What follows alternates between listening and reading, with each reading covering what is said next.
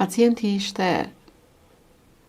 që quhesh Adem, ishte i ri në moshë dhe kishte një kancer i cili kërkonte të bëheshe pulmonektomi.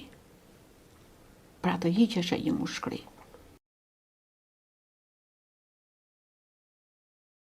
Ajo bën një tromemboli të rëndë të mushkërive.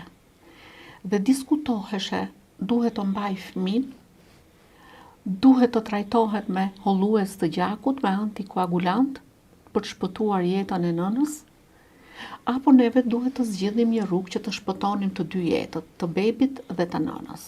Unë do kujtoj një rast që them me të vërtet, atë e kam mbajtur me thonj, për ta mbajtur në jetë.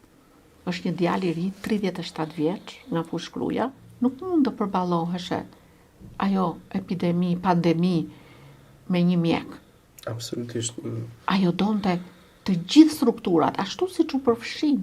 Babai im kishte një moto në veten e tij, më thonte mua, një jetë kemi për të shpëtuar jetën e tjetrit.